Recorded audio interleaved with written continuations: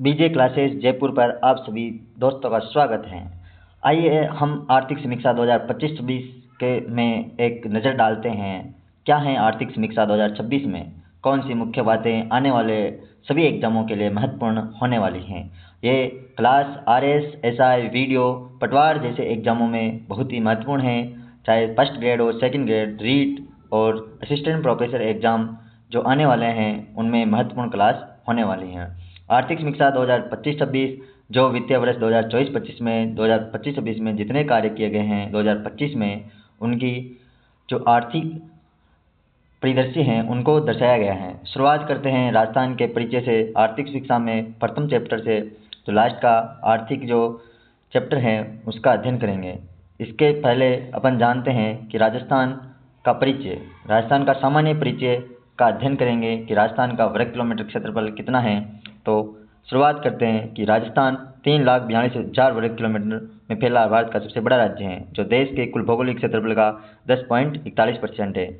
रणनीतिक रूप से महत्वपूर्ण राज्य भारत के किस भाग में है? उत्तर पश्चिमी भाग में स्थित हैं और ये 5 राज्यों के साथ सीमा बनाता है। पंजाब है, हरियाणा, उत्तर प्रदेश, मध्य प्रदेश और गुजरात से।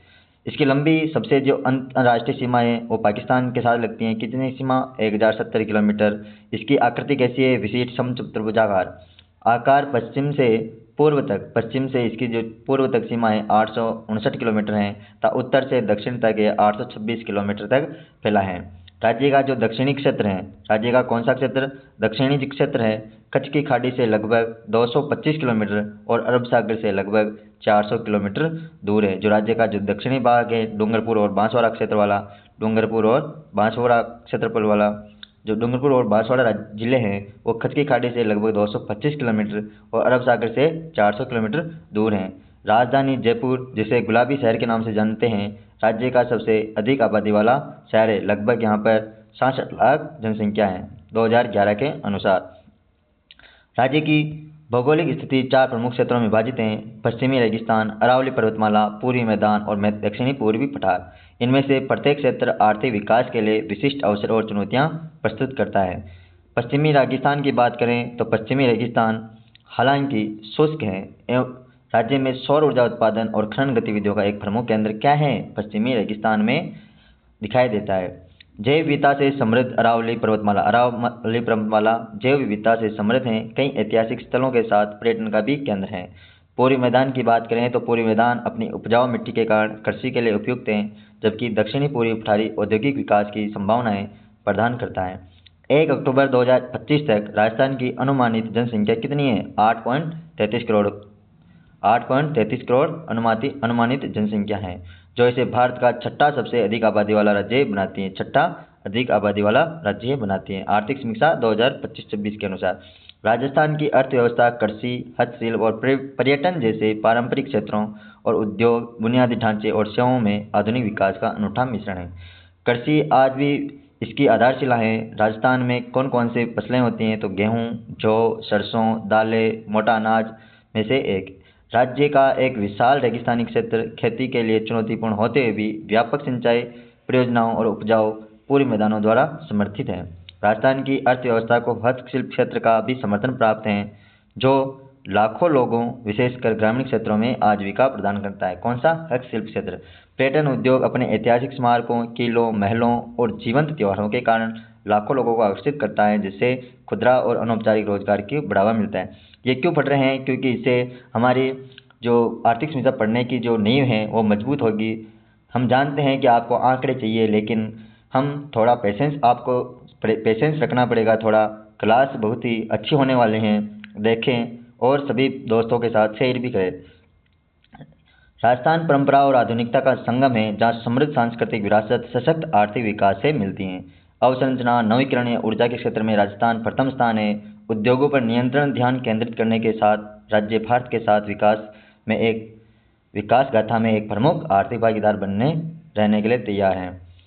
इसके साथ ही अपन शुरुआत करते हैं राज्य के जो प्रमुख संकेतक हैं उनमें अखिल भारत से भारत से तुलनात्मक विवरण करते हैं। भौगोलिक क्षेत्र 2011 के अनुसार कितने लाख वर्ग किलोमीटर हैं? तो 3.42 लाख वर्ग किलोमीटर। 342 239 वर्ग किलोमीटर। और भारत का क्षेत्रफल कितना है? 32.87 लाख वर्ग किलोमीटर। जनसंख्या कितनी है राजस्थान की 2011 के अनुसार? तो 6.85 करोड़। और भारत की जनसंख्या कितनी है? 121.09 करोड़। दशकीय वृद्धि दर कितनी रही राजस्थान 2001 से 2011 के मध्य में? तो 21.3। और भारत की दशकीय वृद्धि दर कितनी रही? 17.7%। ये आंकड़े याद करना है क्योंकि ये यहाँ से पूछे जाते हैं एग्जाम में, और हम कहते हैं कि ये एक क्वेश्चन कहाँ से पूछ लिया गया। जनसंख्या घनत्व 2011 के अनुसार, तो जनसंख्या घनत्व राजस्थान में कितना था? 200 व्यक्ति प्रति वर्ग किलोमीटर। तो जनसंख्या घनत्व क्या होता है? 1000 किलोमीटर वर्ग पर स्थित व्यक्तियों की संख्या क्या कहलाती है? जनसंख्या घनत्व। और भारत का कितना है जनसंख्या घनत्व? 382 वर्ग प्रति किलोमीटर। कुल जनसंख्या में शहरी जनसंख्या का प्रतिशत कितना है? तो राजस्थान में 24.9%। 100% में से 24.9 कहाँ पर रहते हैं? शहरों में निवास करते हैं। और भारत में 31.2%। कुल जनसंख्या से ग्रामीण जनसंख्या का प्रतिशत कितना है? तो 2011 में 75.1%। राजस्थान में कितने ग्रामीण क्षेत्रों में निवास करते हैं? 75.1, जबकि भारत में 68.8% लोग ग्रामीण क्षेत्र में निवास करते हैं। शुरुआत करते हैं आगे। अनुसूचित जाति, जो अनुसूचित जाति हैं SC की जनसंख्या 2011 में 17.8% थी। राजस्थान में कितनी थी? 17.8%। और भारत में कितनी है? 16.6% SC की जनसंख्या शेड्यूल कास्ट की। अनुसूचित जनजाति जो शेड्यूल ट्राइब हैं की जनसंख्या 2011 में राजस्थान में कितनी है? 13.5%। और भारत में ST की जनसंख्या कितनी है? 8.6%। लिंगानुपात राजस्थान का कितना है? 928, जबकि भारत का कितना है? 943। लिंगानुपात क्या होता है? 1000 पुरुषों पर महिलाओं की संख्या। तो 1000 पुरुषों पर राजस्थान में महिलाओं की संख्या कितनी है? 928। और भारत में कितनी है? 943। बाल लिंगानुपात कितना है राजस्थान का? 0 से 6 वर्ष के लिए बालिकाएं कितनी है प्रति 1000 बालक में? 0 से 6 वर्ष में 888। और भारत के लिए 919।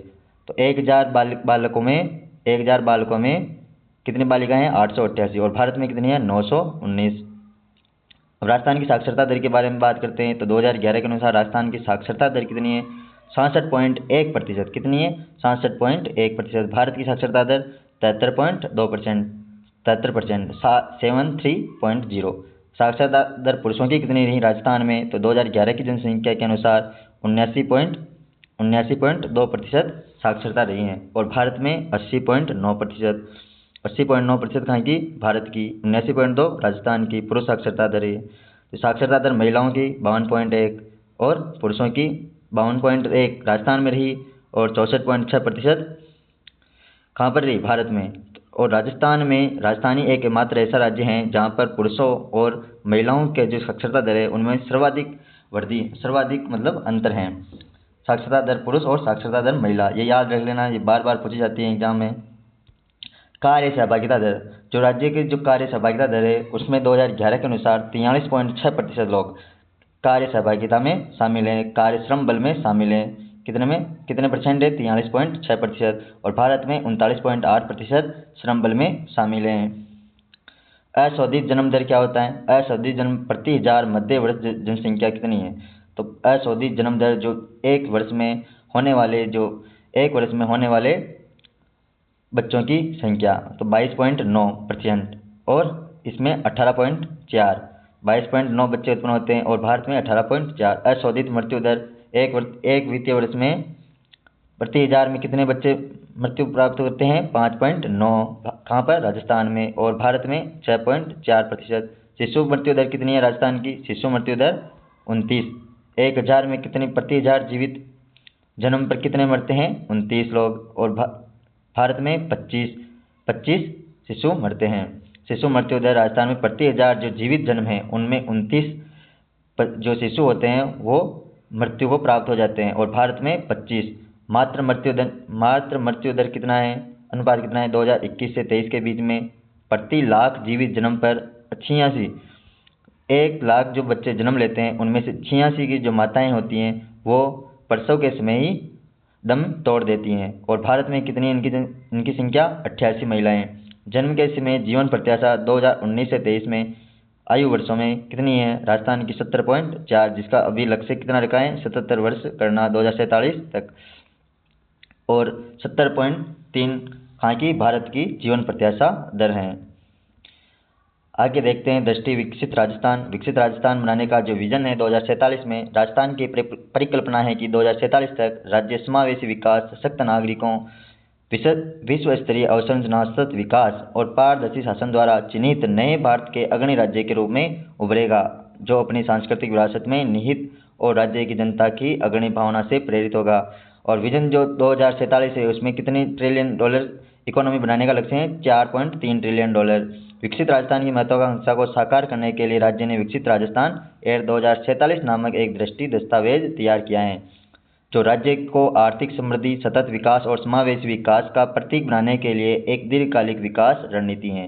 राज्य की विकास दृष्टि महत्वाकांक्षी लेकिन प्राप्त करने योग्य लक्ष्य निर्धारित करती है, जो चुनौतियों को अवसर में बदलने की इसकी क्षमता को प्रदर्शित करता है।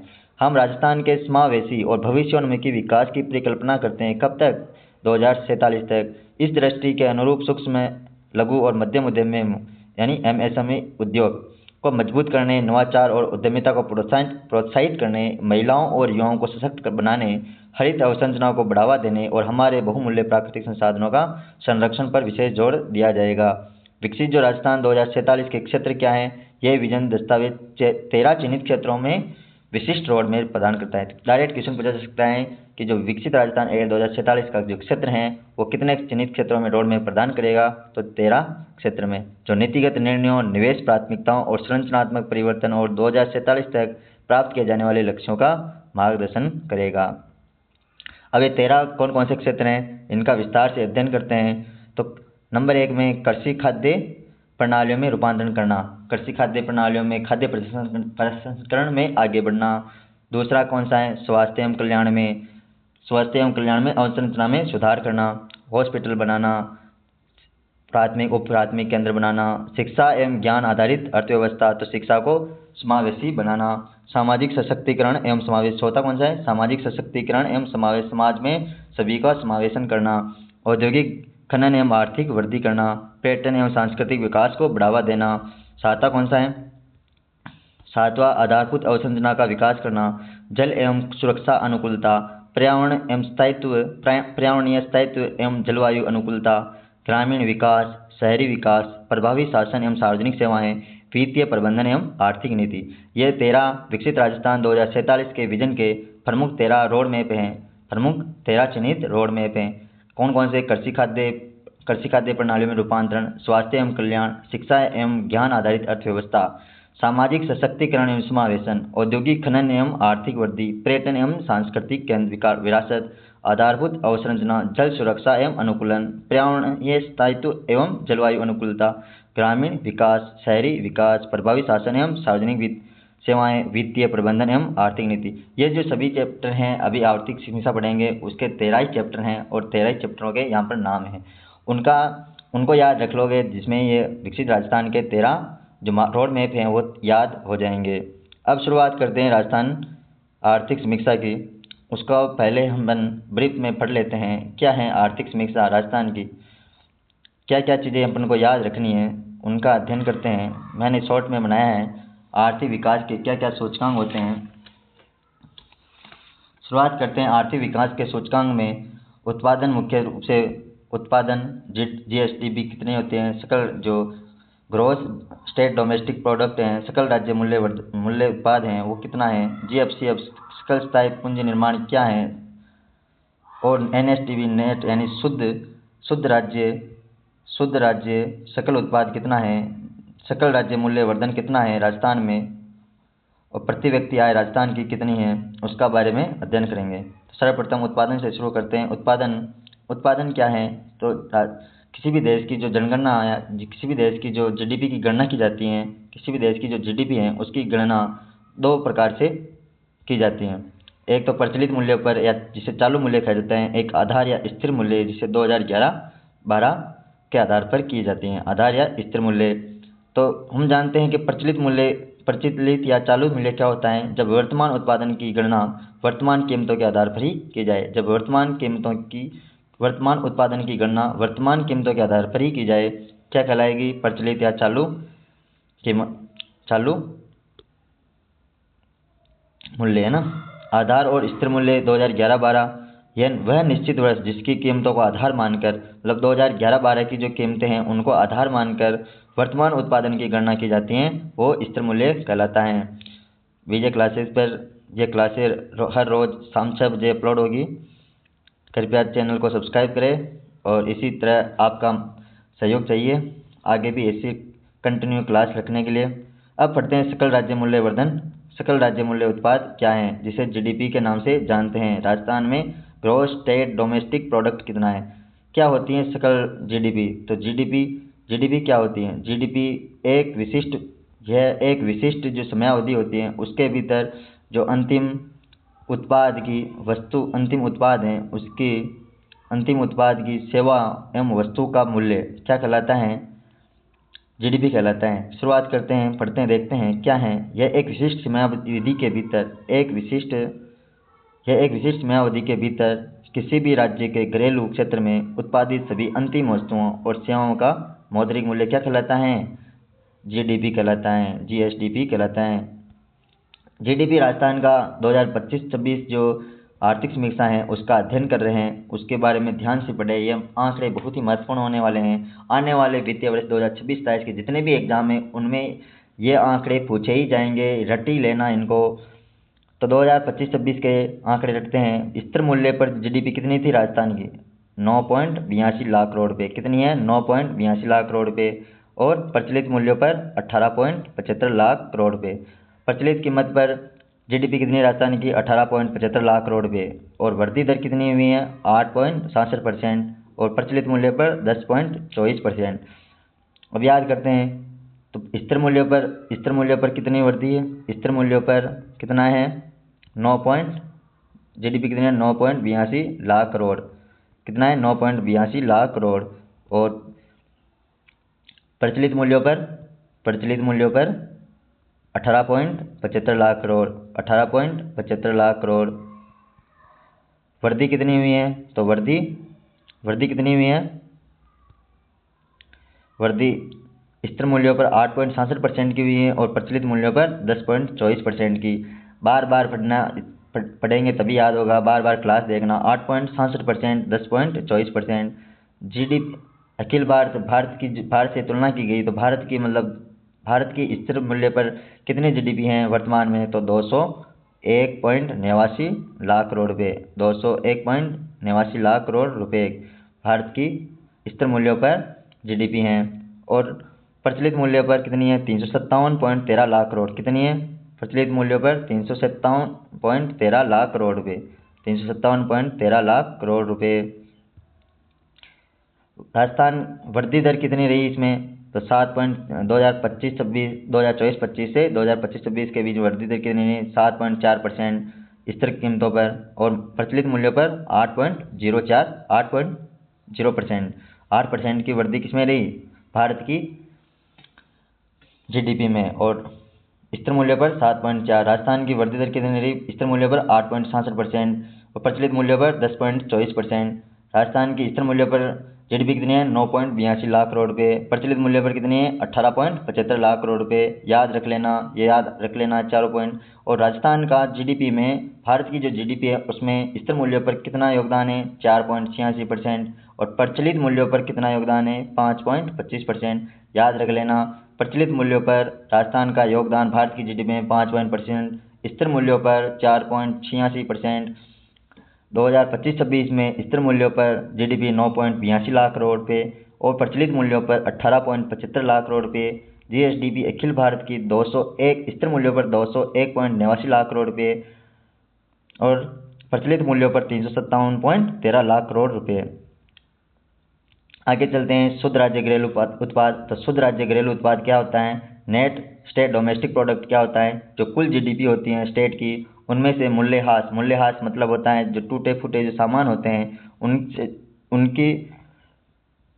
उनकी आय को घटाकर शुद्ध राज्य घरेलू उत्पाद प्राप्त होता है। शुरुआत करते हैं। कितनी है शुद्ध राज्य घरेलू उत्पाद राजस्थान की? तो स्थिर मूल्य पर कितनी है? 8.89 लाख करोड़ रुपये। 8.89 लाख करोड़ रुपये और प्रचलित मूल्यों पर 16.85 लाख करोड़ रुपये। स्थिर मूल्य पर कितनी है? 8.89 लाख करोड़ रुपये। जो कितनी वृद्धि को दर्शाता है 8.90% को, और प्रचलित मूल्यों पर 10.48% वृद्धि, 16.85 लाख करोड़ रुपये प्रचलित मूल्यों पर और 8.59 लाख 59 लाख करोड़ रुपये शुद्ध राज्य घरेलू उत्पाद है राजस्थान का, याद रख लेना ये। अब पढ़ते हैं सकल राज्य मूल्यवर्धन। सकल राज्य मूल्यवर्धन क्या होता है? तो विभिन्न जो क्षेत्रवार योगदान को दर्शाने के लिए अपन सकल राज्य मूल्यवर्धन का उपयोग किया जाता है। सरकार के द्वारा किसका उपयोग किया जाता है? क्षेत्रवार योगदान को दर्शाने के लिए सकल राज्य मूल्यवर्धन का। तो सकल राज्य मूल्यवर्धन में क्या क्या शामिल होती हैं? सकल राज्य मूल्यवर्धन में क्या क्या शामिल होती हैं? जीएसडीपी, तो कुल जीडीपी में क्या होती हैं? कुल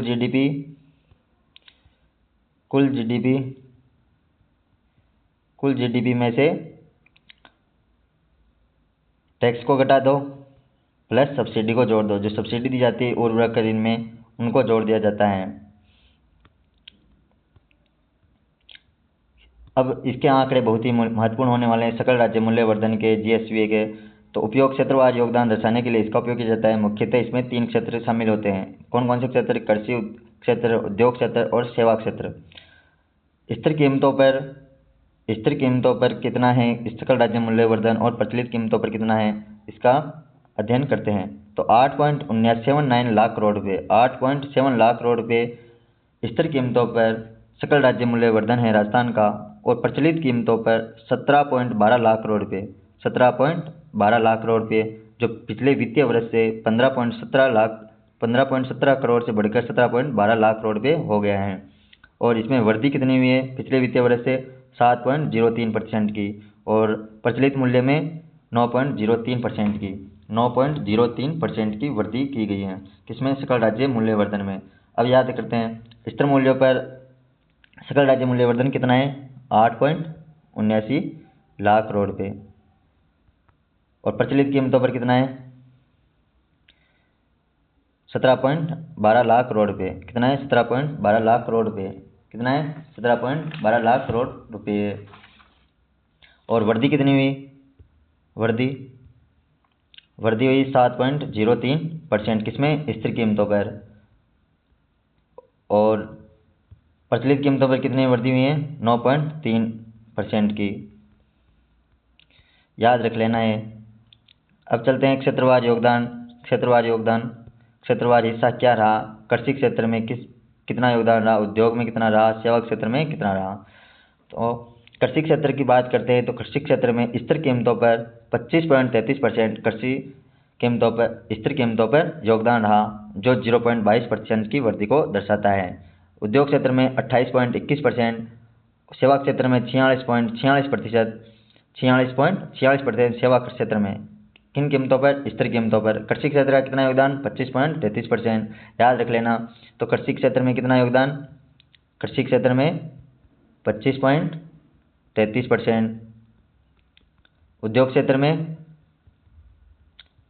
में कितना है? 28.21%।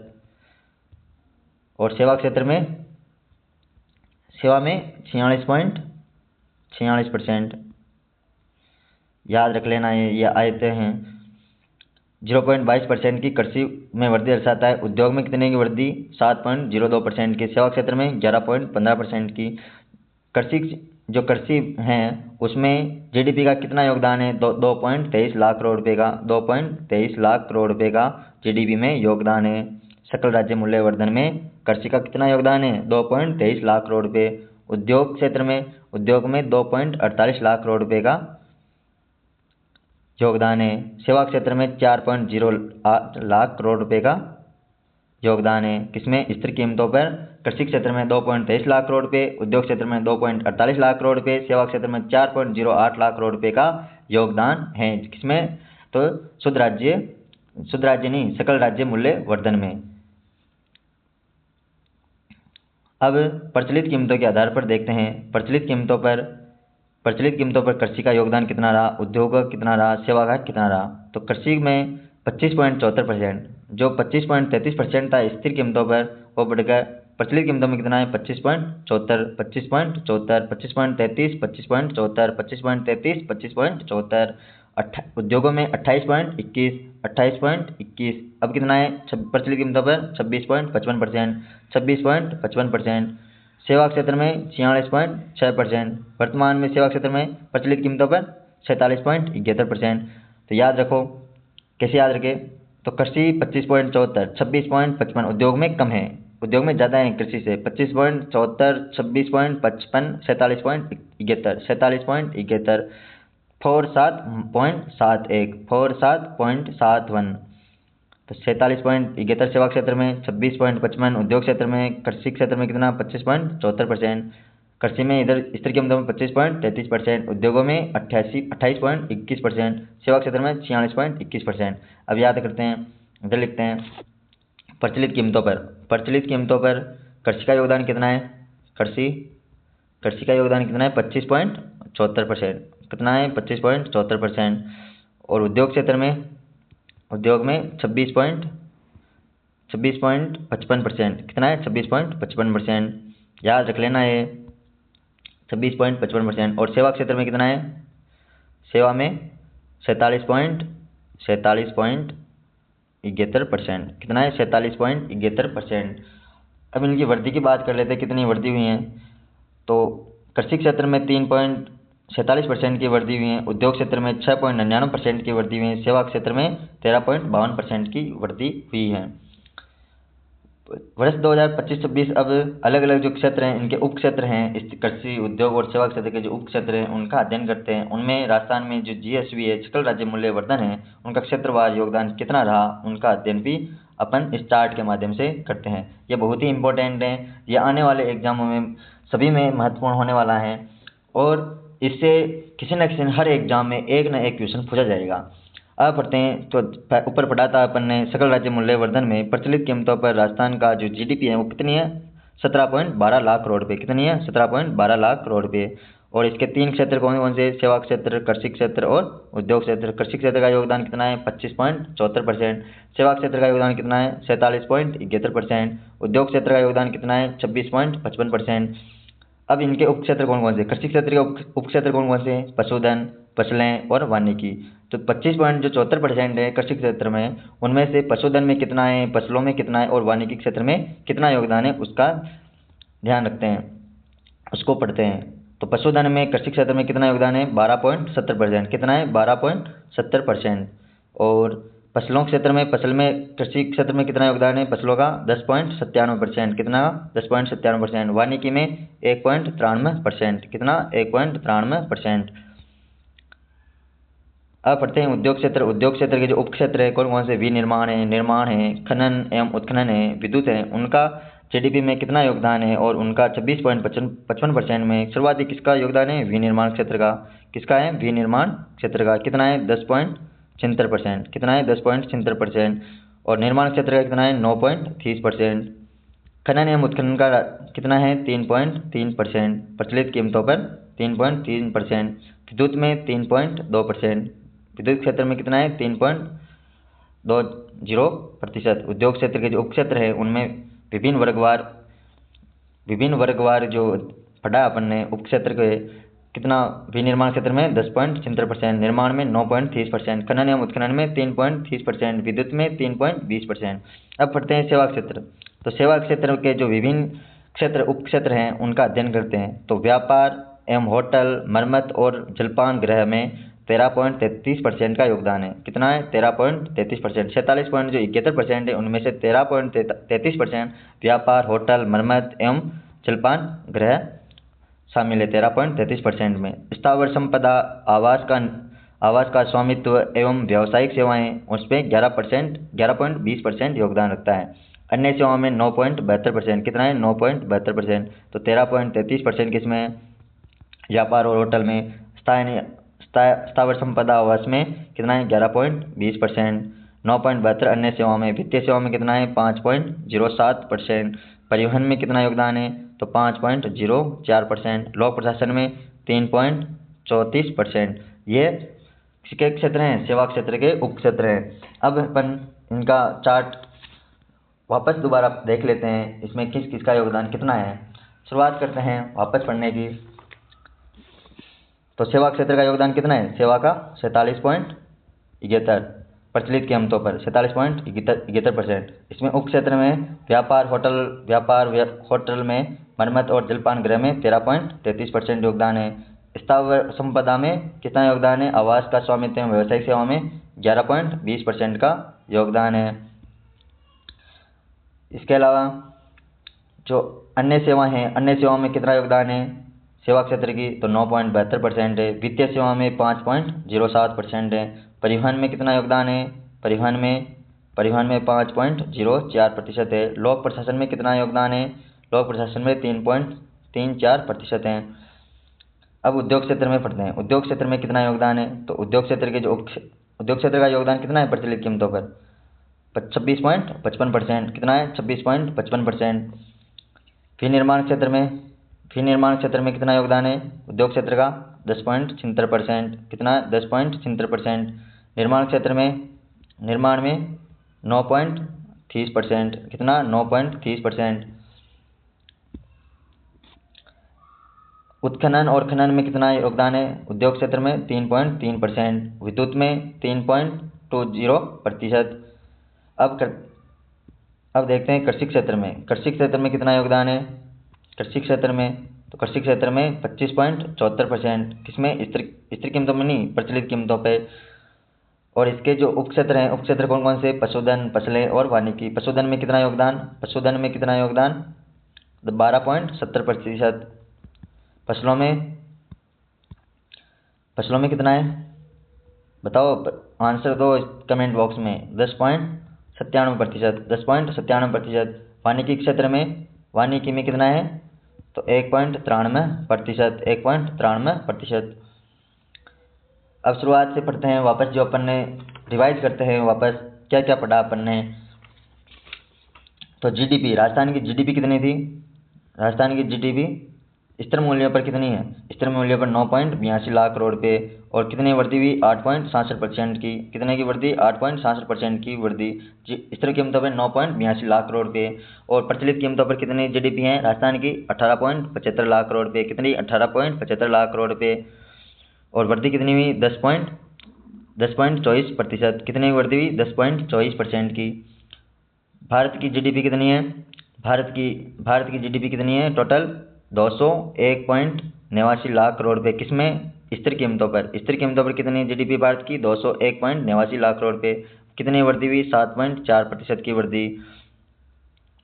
इसके अलावा प्रचलित कीमतों पर भारत की जीडीपी कितनी है? प्रचलित कीमतों पर 357.13 लाख रुपए। 357.13 लाख करोड़ रुपए और 8.0% की वृद्धि को दर्शाता है। और राजस्थान का जीडीपी में, भारत की जीडीपी में कितना योगदान है? स्थिर कीमतों पर 4.86% का योगदान है। और प्रचलित कीमतों पर राजस्थान का योगदान कितना है? 5.25% का योगदान है। शुद्ध राज्य घरेलू उत्पाद कितना है राजस्थान का? NSDP कितना है राजस्थान का?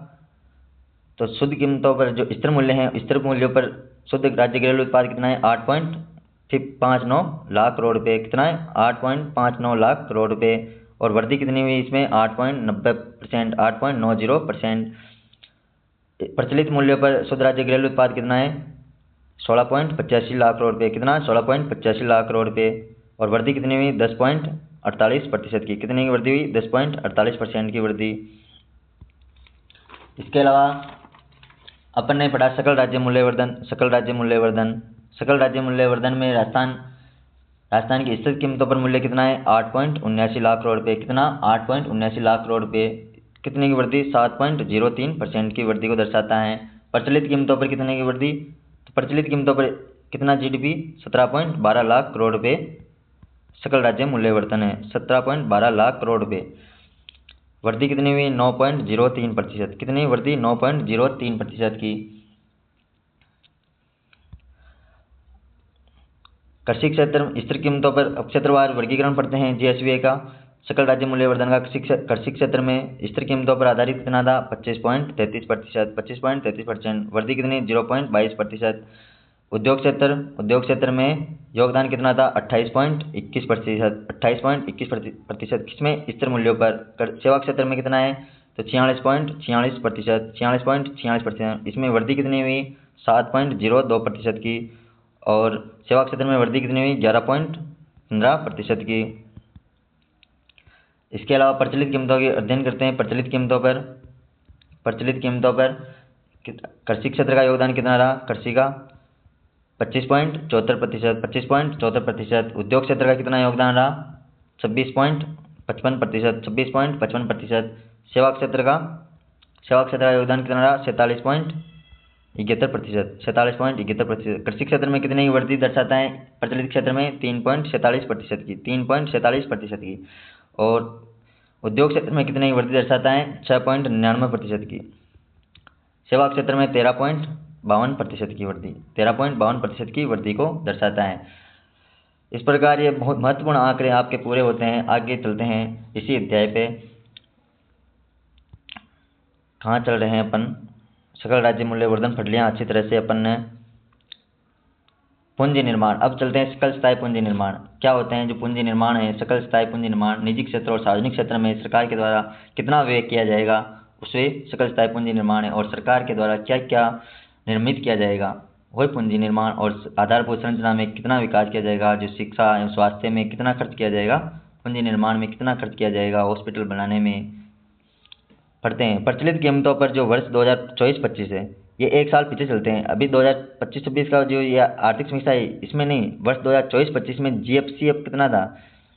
सकल स्थायी पूंजी निर्माण कितना है? 5,02,412 करोड़ रुपये। कितना है? 5,02,412 करोड़ रुपये। ये जो कुल जीडीपी का कितना है? 29.53%। कितना है? 29.53%।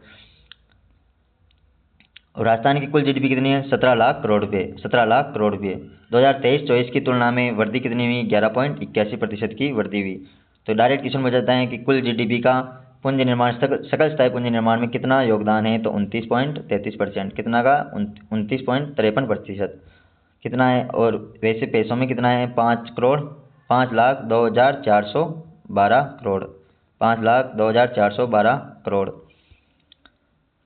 जीएफसी में हिस्सा किसका है? निजी क्षेत्र का कितना है और सार्वजनिक क्षेत्र का कितना है? तो निजी क्षेत्र का 77.97% योगदान है। 77.97% योगदान किसका है? निजी क्षेत्र का। और सार्वजनिक क्षेत्र का कितना है? 22.03%। कितना है? 22.03%। पिछले जो 5 वर्ष है उसमें निजी और सार्वजनिक क्षेत्र में कैसी वृद्धि हुई है? जिग की वृद्धि हुई है, लगातार वृद्धि रही है। जीएफसीएफ में सर्वाधिक योगदान किसका है? निर्माण क्षेत्र का। निर्माण क्षेत्र का कितना योगदान है? 2,07,125 करोड़ रुपये। 2,07,125 करोड़ रुपये किस क्षेत्र का? निर्माण क्षेत्र का। फिर आवासीय भवन का, विनिर्माण का, विद्युत गैस एवं जलापूर्ति एवं लोक प्रशासन का सर्वाधिक जीएफसीएफ में सकल स्थायी पूंजी निर्माण में सर्वाधिक योगदान किन 5 क्षेत्रों का है? तो निर्माण का, आवासीय भवन, विनिर्माण, विद्युत गैस जलापूर्ति, लोक प्रशासन का सर्वाधिक। और जीएफसीएफ में यानी सकल स्थायी पूंजी निर्माण में न्यूनतम योगदान किसका है? मत्स्य पालन का, भंडारण, वानिकी, वित्तीय सेवाएं, रेलवे का न्यूनतम योगदान रहा है। निजी क्षेत्र में 77.97%, 22.03% किसका? सार्वजनिक क्षेत्र का हिस्सा है। रिवाइज करते हैं तो देखते हैं प्रचलित कीमतों पर कितना है। प्रचलित कीमतों पर वर्ष 2024-25 में जीएफसीएफ कितना है? जीएफसीएफ कितना है? 5,02,412 करोड़ रुपये। कितना है? 5,02,412 करोड़ रुपये। कुल जीडीपी का कितना है? 29.53%। 29.53%। 2023-24 की तुलना में कितने की वृद्धि हुई है? 11.81% की वृद्धि हुई है। जीएफसीएफ में हिस्सा कितना है? तो जीएफसीएफ में निजी क्षेत्र का कितना हिस्सा है? निजी क्षेत्र का 77.97%। 77.97 यानी 97%।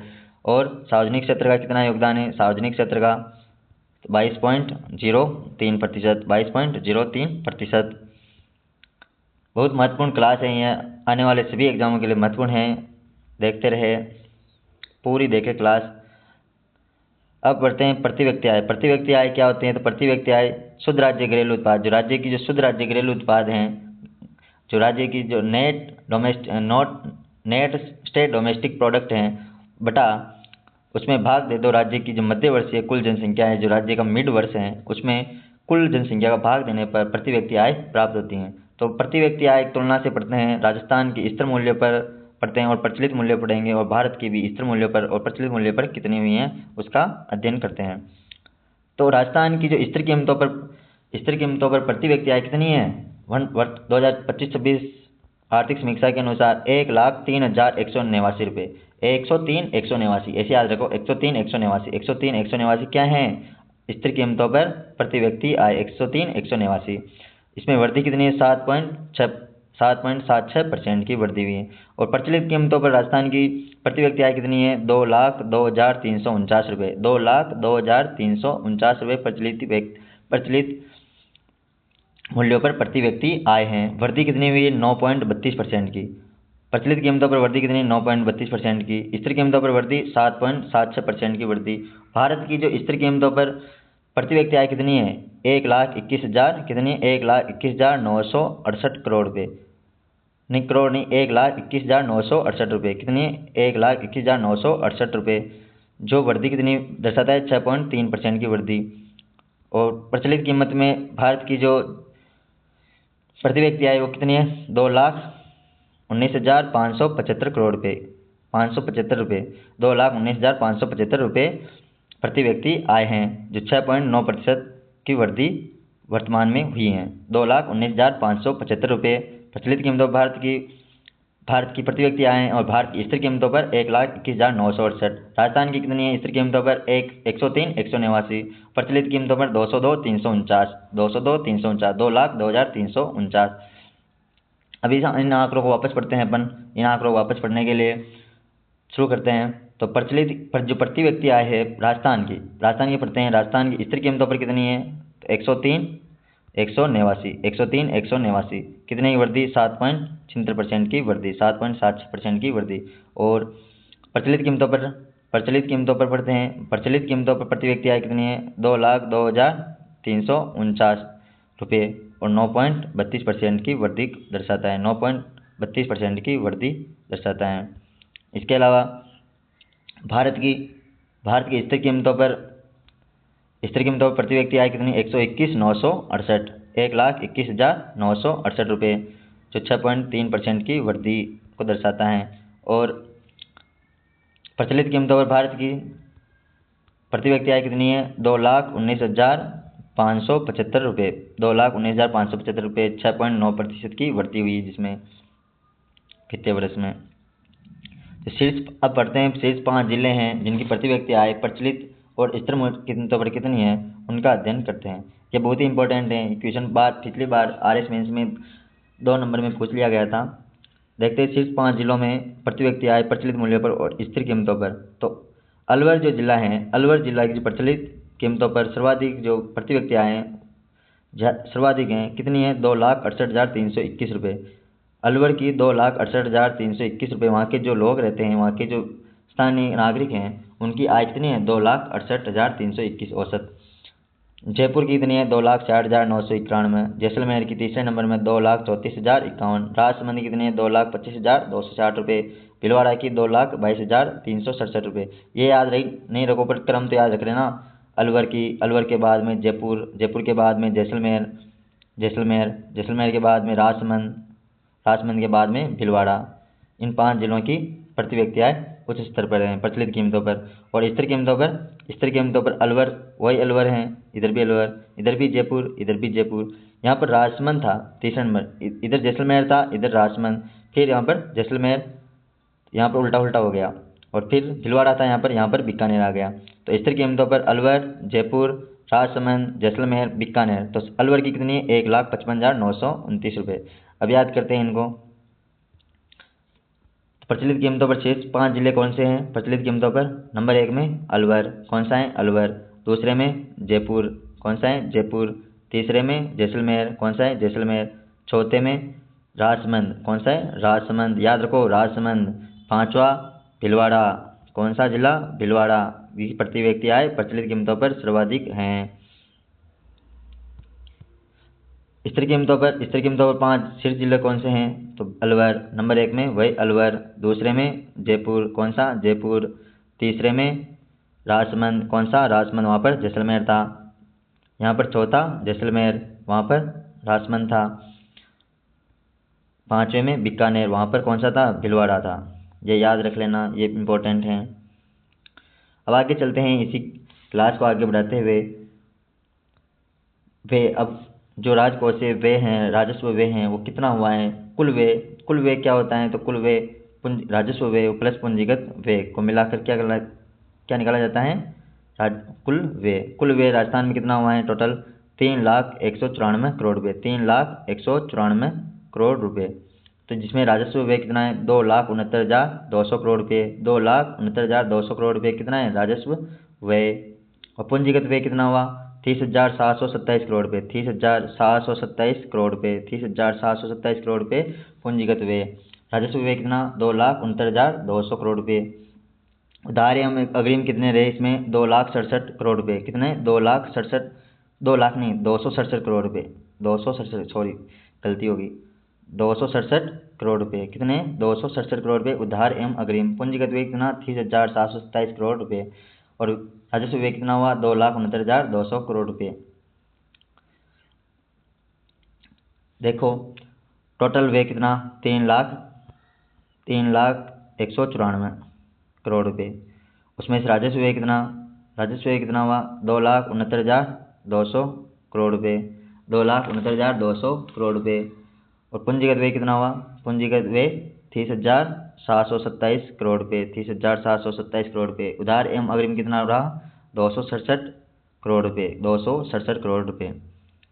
अब राजस्व व्यय किस योजनाओं में सर्वाधिक व्यय हुआ, कहाँ पर खर्च हुआ, तो राजस्व व्यय सामाजिक सेवाओं में 42.64% खर्च, 42.64% किसमें, सामाजिक सेवाओं में खर्च। सामान्य सेवाओं में कितना, 32.33%, 32.33% सामान्य सेवाओं में, जिसमें उधार अनुदान जैसे अनुदान शामिल हैं। अनुदानों में कितना शामिल, सामान्य सेवाओं में 32.33%, सामाजिक सेवाओं में 42.64%। आर्थिक सेवाओं में कितना, 25.03% राजस्व व्यय हुआ है। आर्थिक सेवाओं में कितना हुआ, 25.03%, सामान्य सेवाओं में 32.33% और सामाजिक सेवाओं में 42.64%। स्कीम वार व्यय बात करें तो स्कीम वार व्यय में टोटल 2,45,608 करोड़ रुपये खर्च किए गए, कितने, 2,45,608 करोड़ रुपये खर्च किए गए। जिसमें शिक्षा एवं स्वास्थ्य पर सर्वाधिक खर्च, कितना, 28.25%, कितना, 28.25% स्कीम वार में शिक्षा एवं स्वास्थ्य पर सर्वाधिक खर्च, कितना, 2,45,608 करोड़ में से शिक्षा एवं स्वास्थ्य पर 28.25% खर्च किए गए। पेयजल एवं ऊर्जा में 19.68%, सामाजिक एवं सुरक्षा कल्याण में 12.54%, 12.54%, आधारभूत विकास में 10.87%, कृषि विकास में 5.73%, कितना, 5.73% इसमें कृषि विकास में। और ग्रामीण विकास में 10.15%, 10.15% किसमें, ग्रामीण विकास में। कृषि विकास में 5.73%, आधारभूत विकास में 10.87%, कितना, 10.87%। शिक्षा एवं स्वास्थ्य में 28.25%, शिक्षा एवं स्वास्थ्य में 28.25%, पेयजल एवं ऊर्जा में 19.68%। सामाजिक सेवाओं में राजस्व व्यय कितना हुआ, 42.64%, सामान्य सेवाओं में 32.33%, आर्थिक सेवाओं में 25.03%। व्यय की प्रवृत्ति पढ़ते हैं। व्यय की प्रवृत्ति क्या है, तो वर्ष 2024-25 के आंकड़े के अनुसार राजस्व प्राप्तियों में कितने की वृद्धि हुई है, 11.79%। ये आंकड़े पूछे जाते हैं इसलिए मैंने लिखे हैं 11.79%। यह 3 घंटे 4 घंटे की मेहनत है, ये 4 पेज भी, क्योंकि इनको एक एक पॉइंट निकालना आर्थिक समीक्षा से बहुत ही मतलब कठिन कार्य था। लेकिन मैंने आपके लिए, आप सभी दोस्तों के लिए, आप सभी मतलब एस्पिरेंट के लिए मैंने इतनी मेहनत की, इसलिए इसको लाइक करें, सब्सक्राइब करें और आगे अपने दोस्तों को बताएं कि इससे बेहतर क्लास नहीं हो सकती, क्योंकि मैं डायरेक्ट वहीं से आंकड़े उठाता हूं जहां से सरकार के द्वारा जारी किए जाते हैं। व्यय की प्रवृत्ति में 11 पॉइंट, राजस्व प्राप्ति में कितनी वृद्धि हुई 2023-24 और 2024-25 के बीच में 11.79% की। और व्यय राजस्व प्राप्तियों से कितना किया, व्यय कितना हुआ 75.70%, 75.70% व्यय राजस्व प्राप्तियों से किया गया। और 24.30% पूंजीगत प्राप्तियों से वह ऋण से व्यय किया गया। तो व्यय कहाँ से किया गया, पूंजीगत प्राप्तियों से कितना किया गया, 24.30%, कितना, 24.30%। और राजस्व प्राप्तियों से कितना व्यय, 75.70% और पूंजीगत प्राप्ति से 24.30%। सर्वाधिक व्यय कहाँ पर हुआ, वेतन व मजदूरी में, जिसमें सामाजिक सेवाएं आती हैं। कितना खर्च हुआ, 35.45%, कितना खर्च हुआ, 35.45%, 35.45%। और विकासात्मक व्यय में कौन कौन शामिल है, सामाजिक और आर्थिक सेवाएं, जिसमें कितना खर्च हुआ, 70.8%, कितना, 70.8% खर्च हुआ। वापस रिवीजन करते हैं इनका, कहाँ पर क्या हुआ। तो अपन कुल व्यय कितना था, 3,194 करोड़ रुपये। कितना था, 3,194 करोड़ रुपये। राजस्व व्यय कितना था, 2,69,200 करोड़ रुपये। पूंजीगत व्यय कितना है, 30,727 करोड़ रुपये। उधार एवं अग्रिम कितने हैं, 267 करोड़ रुपये। सामाजिक सेवाओं में 42.64% खर्च। सामान्य सेवाओं में कितना खर्च हुआ, 32.33%। आर्थिक सेवा में 25.03% खर्च। स्कीम वार वे पढ़ी लिया है अपन ने। शिक्षा एवं स्वास्थ्य पर सर्वाधिक खर्च कितना हुआ, 28.25%। पेयजल एवं ऊर्जा में कितना खर्च हुआ, 19.68%। सामाजिक सुरक्षा एवं कल्याण में 12.54%। कितना, 12.54%। आधारभूत विकास में कितना खर्च, 10.87%। आधारभूत विकास में। कृषि विकास में कितना खर्च हुआ, स्कीम वार वे में 5.73% खर्च किया। ग्रामीण विकास में कितना, 10.15%। ये इम्पोर्टेंट है आंकड़े। और इसके अलावा व्यय की प्रतिपूर्ति पड़ी थी। राजस्व प्राप्ति में कितना खर्च, राजस्व प्राप्ति में 75.70% खर्च किया गया। और पूंजीगत प्राप्तियों में 24.30% खर्च। सर्वाधिक व्यय किसमें किया गया, वेतन और मजदूरी में। कितना, 35.45%। विकासात्मक व्यय कितना हुआ, सामाजिक प्लस आर्थिक सेवा में 70.8%। कितना, 70.8%। अब लास्ट पॉइंट पढ़ लेते हैं, राजस्व घाटा। राजस्व घाटा, राजकोषीय घाटा कितना रहा बजट 2024-25 में, 25-26 में। तो राजस्व घाटा रहा 41,950 करोड़ रुपये।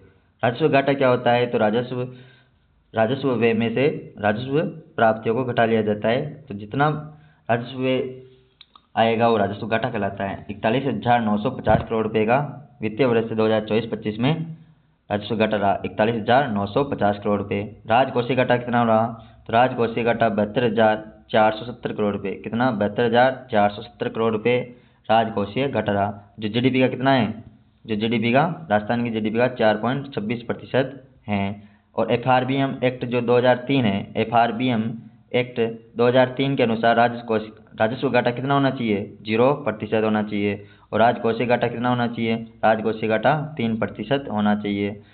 और वर्तमान में कितना है, 4.26% है। अब बढ़ते हैं राजकोषीय देनदारियाँ। राजकोषीय देनदारियाँ क्या हैं, तो राजकोषीय देनदारियाँ ऋण एवं उत्तरदायित्व। राजकोषीय देनदारियाँ जो सरकार के द्वारा ऋण लिए जाते हैं उनको वापस देना है। डेब्ट जो ऋण है बटा जीडीपी में से कितना ऋण दिया जाएगा, उनका योगदान। जो टोटल राजकोषीय देनदारियाँ हैं 6,40,844 करोड़ रुपये। कितना है, 6,40,844 करोड़ रुपये राजकोषीय देनदारियाँ हैं। और जो जीडीपी का कितना है, जीडीपी का कितना योगदान है, 37.67% राजकोषीय देनदारियाँ हैं, मतलब इतना ऋण है। एफआरबीएम एक्ट के तहत जीडीपी का कितना प्रतिशत राजकोषीय देनदारियाँ होनी चाहिए, तो 34% होनी चाहिए। कितनी, 34% होनी चाहिए। देखते हैं, ये देखना। राजस्व घाटा कितना, 41,950 करोड़ रुपये 2024-25 में। राजकोषीय घाटा 72,407 करोड़ रुपये। जो जीडीपी का कितना, 4.26%। एफआरबीएम एक्ट 2003 के अनुसार राजस्व घाटा कितना होना चाहिए, 0%। एफआरबीएम एक्ट 2003 के अनुसार राजकोषीय घाटा कितना होना चाहिए, 3% से कम होना चाहिए। लेकिन वर्तमान में कितना है, 4.26%। राजकोषीय देनदारियाँ डेब्ट बटा जीडीपी 31 मार्च 2025 तक कितना है, 6,40,844 करोड़ रुपये। जो जीडीपी का कितना है, जीएसडीपी का ग्रॉस स्टेट डोमेस्टिक प्रोडक्ट का कितना है, 37.67%। जो कितनी होनी चाहिए, जबकि 34% ही होनी चाहिए। आगे शुरुआत करते हैं। अपन ये आंकड़े पढ़ चुके हैं, ये देखो। तो सकल स्थायी पूंजी निर्माण में प्रचलित मूल्यों पर कितने हैं, 5,02,412। सकल राज्य घरेलू उत्पाद का प्रतिशत कितना है, 29.53%। क्या सकल स्थायी पूंजी जीएफसीएफ कितना है, 5,02,412 2024-25 के अनुसार। जीडीपी में कितना योगदान, 29.53%। रिवीजन कर लेते हैं। कृषि उत्पादन सूचकांक कितना है राजस्थान में, आधार वर्ष 2004-05 से बदलकर 2007-08 के अनुसार 243.55। अब कुल खाद्यान्न देखो, कुल खाद्यान्न कितना हुआ 2025-26 में 283.98 लाख करोड़ रुपये, 283.98 लाख मैट्रिक टन। इसके हिसाब से 283.98 लाख मैट्रिक टन कुल खाद्यान्न उत्पादन रहा, जो पिछले वर्ष से कम है। पिछली बार कितना था 2024-25 में 309.62 लाख मैट्रिक टन था। औद्योगिक उत्पादन सूचकांक की बात करें 2011-12, जो हर प्रत्येक आधार वर्ष 2011-12 के अनुसार जारी किया जाता है, उसका जो 153.33 है। औद्योगिक उत्पादन सूचकांक कितना है 153.29। थोक मूल्य सूचकांक किसके आधार पर निकाला जाता है, आधार वर्ष 1999-2000 के आधार पर, जो 399.74% है, जिसमें प्रतिशत परिवर्तन कितना आया 0.76% का। राजस्थान की अधिष्ठापित क्षमता ऊर्जा की बात करें तो मेगावाट में कितनी है 31,526 मेगावाट, 31,556 मेगावाट कितनी है 31,556 मेगावाट वर्तमान में 2025-26 में अधिष्ठापित क्षमता है ऊर्जा की। ऊर्जा कितनी है 31,556 मेगावाट हो चुकी हैं। वाणिज्यिक जो बैंक शाखाएं कितनी है राजस्थान में 6,91,943, 6,91,943 क्या है वाणिज्यिक बैंक शाखाएं। अधिष्ठापित क्षमता ऊर्जा कितनी है 31,556। थोक मूल्य सूचकांक कितना है 399.74, जिसमें प्रतिशत परिवर्तन कितना हुआ 0.74। औद्योगिक उत्पादन सूचकांक कितना है 153.29। कुल खाद्यान्न उत्पादन कितना रहा 283.98। ये सब किसकी बातें हैं 2025-26 वित्तीय वर्ष की, आर्थिक समीक्षा 2025-26 के अनुसार हैं सब। और कृषि उत्पादन सूचकांक कितना 2024-25 के अनुसार दिया है 243.55। सकल स्थायी पूंजी निर्माण प्रचलित मूल्यों पर कितना है 5,02,412 करोड़ रुपये। और सकल राज्य घरेलू उत्पाद का जीडीपी में कितना योगदान है 29.53%। ये आंकड़े याद रख लेना, ये पढ़ लिए अपन ने, ऊपर पढ़ लिए ना, ये आंकड़े नहीं पढ़े भी, ये भी मैंने पढ़ा दिए हैं। सकल राज्य घरेलू उत्पाद कितना है राजस्थान में स्थिर कीमतों पर कितना है 9.81 लाख करोड़ रुपये, 9.82 बोल देते हैं इसको, 9.82 लाख करोड़ रुपये। प्रचलित मूल्यों पर कितना है तो 18.75 लाख करोड़ रुपये। सकल राज्य घरेलू उत्पाद वृद्धि दर कितनी रही है तो स्थिर कीमतों पर कितनी रही है 8.67%। और प्रचलित मूल्यों पर कितनी रही है 10.24%, कितनी रही 10.24%। आगे चलते हैं, सकल राज्य मूल्यवर्धन जीएसवी पढ़ाया था अभी। स्थिर मूल्यों पर, स्थिर 2011 मूल्यों पर 2011-12 में क्षेत्रवार योगदान क्या रहा। कृषि क्षेत्र पढ़ाया था, कृषि क्षेत्र में स्थिर मूल्यों पर कितना 25.33, उद्योग क्षेत्र में 28.21, सेवा क्षेत्र में 46.46%, 25.33 तो कृषि क्षेत्र में, 28.21 किसमें उद्योग क्षेत्र में, और 46.46 सेवा क्षेत्र में। स्थिर मूल्यों पर जीएसवी है, क्या है जीएसवी है, सकल राज्य मूल्यवर्धन है, याद रख लेना, ये बहुत इंपॉर्टेंट है, बार बार एग्जाम पूछा जाएगा। सकल राज्य मूल्यवर्धन में प्रचलित मूल्यों पर क्षेत्रवार योगदान कितना है तो प्रचलित मूल्यों पर कितना है कृषि क्षेत्र में 25.74, उद्योग क्षेत्र में 26.55, सेवा क्षेत्र में 46.71%, कितना है सेवा क्षेत्र में 46.71%, उद्योग क्षेत्र में 26.55, कृषि क्षेत्र में 25.74। शुद्ध राज्य घरेलू उत्पाद कितना है नॉट डोमेस्टिक प्रोडक्ट, ये पहले पढ़ा दिया मैंने। स्थिर 2011-12 मूल्यों पर 8.59 लाख करोड़ रुपये, कितना है 8.59 लाख करोड़ रुपये शुद्ध राज्य घरेलू उत्पाद हैं स्थिर मूल्यों पर 8.59 लाख करोड़ रुपये। ये कहीं पर गलती हो तो देख लेना, ये आंकड़े वैसे गलती नहीं हो सकती क्योंकि 16.85 लाख करोड़ रुपये, 16.85 मैंने पढ़ाया उसमें गलती हो ना, देख लेना 16.85 लाख करोड़ रुपये, कितना है 16.85 लाख करोड़ रुपये प्रचलित मूल्यों पर। प्रति व्यक्ति आय की बात करें स्थिर मूल्यों पर कितनी है 1,03,189 रुपये, और प्रचलित मूल्यों पर राजस्थान की प्रति व्यक्ति आय कितनी है 2,02,349 रुपये। ये पढ़ लिया अपन ने, वापस ने ये पढ़ लिया, शुरू कर दी। आगे चलते हैं अपन, रिवीजन पढ़ लिए हैं। राजकोषीय प्रबंधन इनको उधर पढ़ लिए हैं अपन ने ऊपर। ये देखो सकल राज्य घरेलू उत्पाद और वर्धित दर प्रचलित मूल्यों पर कितनी रही 18.75 लाख करोड़ रुपये। सकल राज्य घरेलू उत्पाद और वर्धित दर स्थिर मूल्यों पर देखो तो 9.81 लाख करोड़ रुपये, कितने की वृद्धि 8.67% की, इधर 10.24% की प्रचलित मूल्यों पर वृद्धि, किसमें जीडीपी में। सकल राज्य मूल्य वर्धन में प्रचलित मूल्यों पर क्षेत्रवार योगदान देख तो सेवा क्षेत्र में 47.71%, किसमें प्रचलित कीमतों पर। कृषि क्षेत्र में 25.74, उद्योग क्षेत्र में 26.55, तो कृषि क्षेत्र में 25.74, उद्योग क्षेत्र में 26.55, सेवाएं में 47.71, किसमें प्रचलित कीमतों पर सकल राज्य मूल्यवर्धन है। तो प्रचलित और स्थिर मूल्यों पर प्रति व्यक्ति आय कितना है। तो प्रचलित मूल्यों पर यहाँ पर दिया हुआ, स्थिर मूल्यों पर इस रंग के, तो स्थिर मूल्यों पर 1,03,189 और प्रचलित मूल्यों पर 2,02,349। थोड़ा इसका अध्ययन करते हैं। थोक मूल्य सूचकांक क्या होता है। थोक मूल्य सूचकांक एक व्यापक माप है जो वस्तुओं के एक विस्तृत श्रृंखला के मूल्य में उतार चढ़ाव को दर्शाते हुए विभिन्न क्षेत्रों में मूल्य रुझानों के संकेत के रूप में कार्य करता है। तो वस्तुओं के जो उतार चढ़ाव आते हैं उनको दर्शाता है कौन, थोक मूल्य सूचकांक WPI। किस दर्शाता है, WPI। राज्य के लिए WPI आधार वर्ष 1999 और 2000 आधार वर्ष का उपयोग किया जाता है। 2024 में 394.68 से बढ़कर 2025 में 399.13 थोक मूल्य सूचकांक हो गया। थोक मूल्य सूचकांक कितना हो गया, 399.13 2025 में 1.13% की मामूली वृद्धि दर्शाता है। प्राथमिक वस्तुओं की कीमतों में 1.71% की, ये इतना इम्पोर्टेंट नहीं है। आगे देखते हैं उपभोक्ता मूल्य सूचकांक। उपभोक्ता मूल्य सूचकांक क्या है। हाँ, थोक मूल्य सूचकांक में क्या क्या चीज़ें शामिल है। प्राथमिक वस्तुएं शामिल रहती है इसमें, और ईंधन, बिजली, प्रकाश और स्नेह के शामिल रहते हैं, और विनिर्माण क्षेत्र शामिल रहता है किसमें, थोक मूल्य सूचकांक में। उपभोक्ता मूल्य सूचकांक में आमतौर पर उपभोग के लिए खरीदी गई वस्तुओं और सेवाओं के खुदरों कीमतों में भिन्नता को मापता है। जो खरीदारी की जाती है उपभोक्ताओं के द्वारा, उसमें वस्तुओं और सेवाओं की जो कीमतों में भिन्नता आती है उनको दर्शाया जाता है किसमें, WPI नहीं, CPI में, किसमें, उपभोक्ता मूल्य सूचकांक में। वर्ष 2025 में औद्योगिक श्रमिकों के लिए CPI, औद्योगिक श्रमिक होते हैं उनके लिए CPI कौन सा आधार वर्ष लिया जाता है, 2016। इसमें 4 प्रकार के होते हैं। तो राज्य के विभिन्न केंद्रों में मूल्य वृद्धि को दर्शाता है।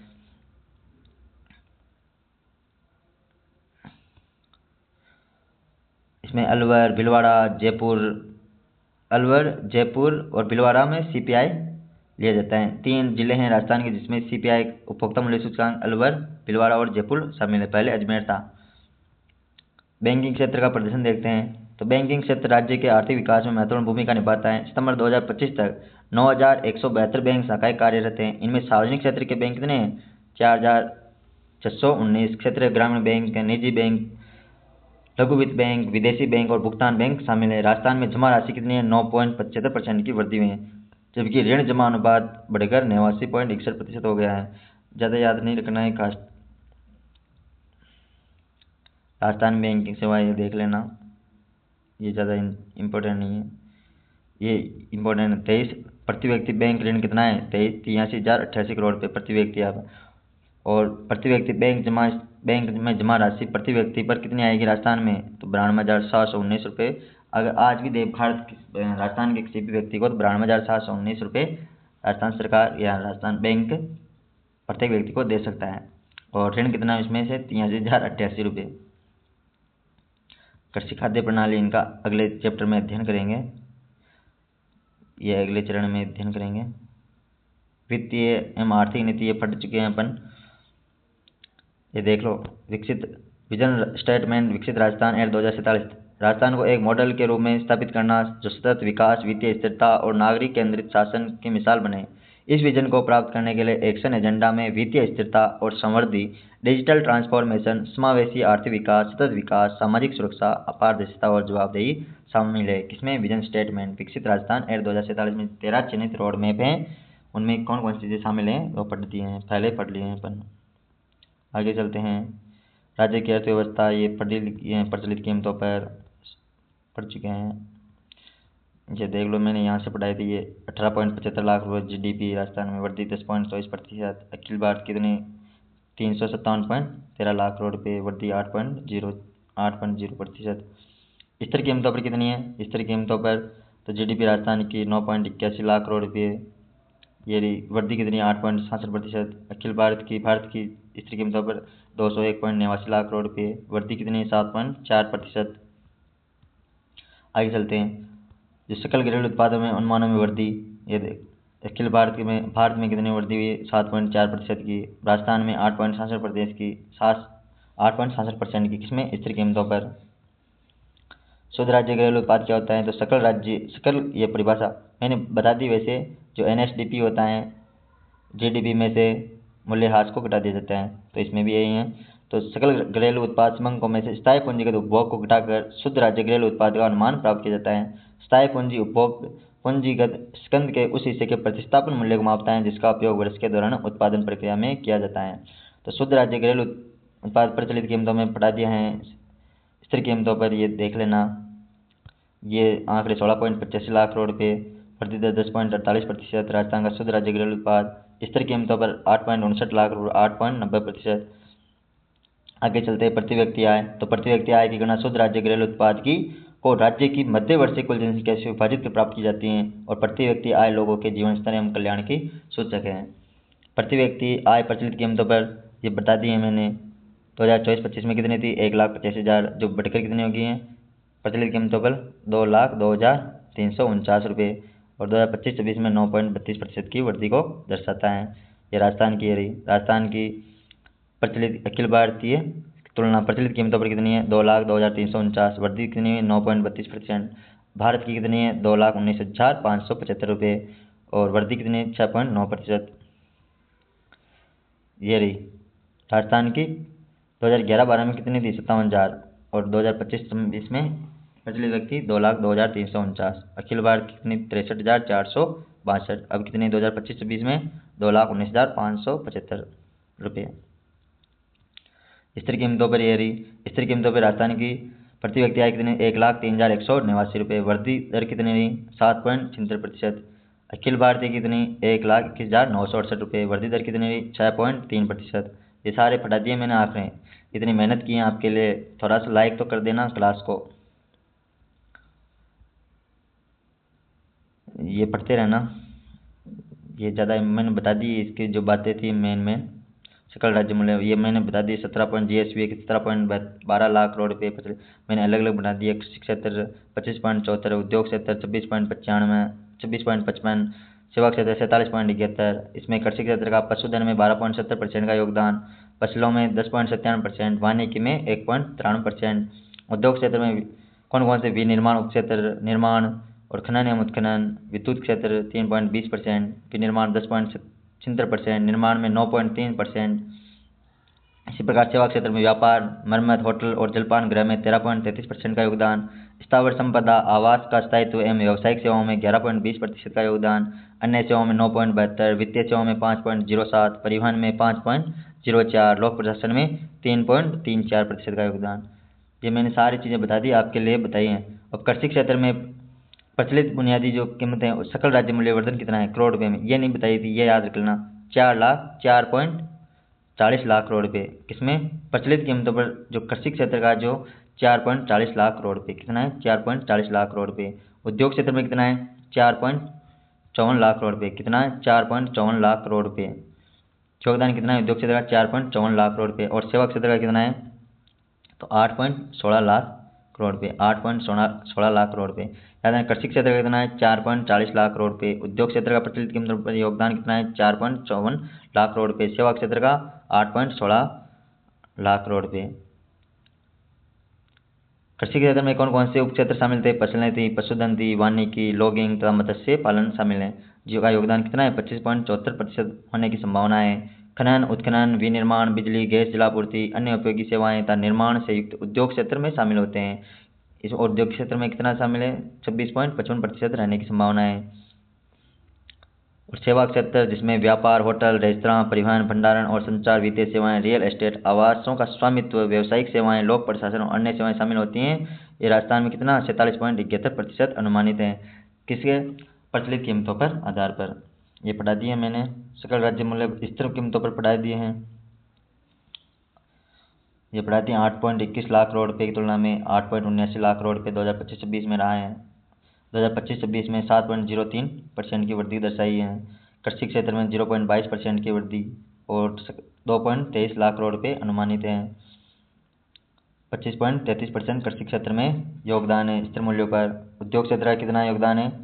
तो यहाँ पर लिखा 28.21%, 2.48 लाख करोड़ रुपये अनुमानित, 7.02% की वृद्धि। सेवा क्षेत्र में 46.46%, 2025-26 में सकल राज्य मूल्यवर्धन कितना अनुमानित है? 4.08 लाख करोड़ रुपये। स्थिर कीमतों पर ये जो गत वर्ष 11.15% की वृद्धि को दर्शाता है। ये सारणी देख लेना, इस सारणी में भी यही है। कृषि क्षेत्र में स्थिर कीमतों पर 2.22 लाख करोड़ रुपये, उद्योग क्षेत्र में 2.47 लाख करोड़ रुपये, सेवा क्षेत्र में 4.08 लाख करोड़ रुपये। ये पूंजी निर्माण, सशक्त अर्थव्यवस्था के लिए बुनियादी ढांचे का निर्माण, ये पढ़ लिया है अपन ने। मैंने बता दी सकल स्थायी पूंजी निर्माण को वर्ष के दौरान उत्पादनकर्ता द्वारा सर्जित की गई परिसंपत्तियों में से निस्तारित संपत्तियों को घटाने के बाद तथा गणना अवधि में गैर उत्पादित परिसंपत्तियों के उत्पादन गतिविधियों में उपयोग की कीमत के आधार पर मापा जाता है। किसको? सकल स्थायी पूंजी निर्माण। जो मतलब परिसंपत्तियों का निर्माण किया गया है उनके आधार पर पूंजी निर्माण को नापा जाता है। किसको? GFCF को, सकल स्थायी पूंजी निर्माण।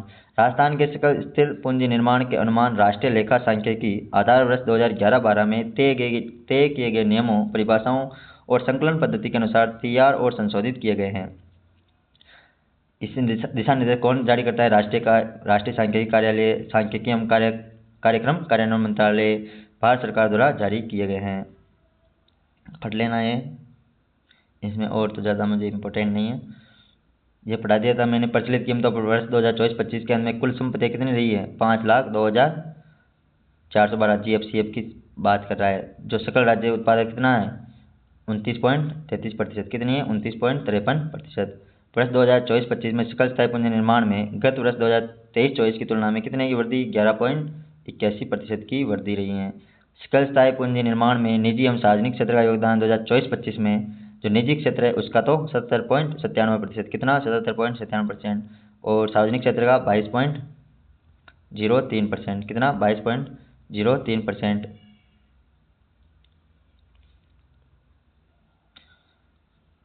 निजी पढ़ लिया अपन ने। निजी क्षेत्र में कितना? 3.91 लाख रुपये, 3,91,722। सार्वजनिक क्षेत्र में 1,10,689 करोड़ रुपये। क्षेत्रवार जो सकल स्थायी पूंजी निर्माण, ये ज़्यादा इंपॉर्टेंट नहीं है, इनको याद नहीं रखना है, वो पढ़ा दिए मैंने। भाई किस किस क्षेत्र में सर्वाधिक खर्चे हैं, तो यहाँ पर आया था निर्माण क्षेत्र। निर्माण क्षेत्र में सर्वाधिक हैं 2,07,125। फिर 40,000 भी निर्माण क्षेत्र में हैं, ऐसे हैं। लोक प्रशासन में 23,000 हैं। टोटल कितना है? 5,02,412। आर्थिक विकास एवं स्थिरता, ये पढ़ चुके हैं अपन। राजस्थान के थोक मूल्य सूचकांक, तो थोक मूल्य सूचकांक आधार पर पढ़ दिया 1999-2000। थोक मूल्य सूचकांक एक ऐसा सूचकांक है जो व्यापक रूप से मूल्यों के उतार चढ़ाव को व्यक्त करता है, पहले बता दिया, और सभी प्रकार के व्यापार एवं लेन देनों में वस्तुओं के मूल्यों के परिवर्तन को व्यक्त करने का संकेतक है। अब इसमें राजस्थान सरकार द्वारा थोक मूल्य सूचकांक मासिक आधार पर जारी किया जाता है और इसमें 154 वस्तुओं को सम्मिलित किया जाता है, जिसमें सेवाएं शामिल नहीं रहती हैं। थोक मूल्य सूचकांक में सेवाएं शामिल नहीं रहती हैं।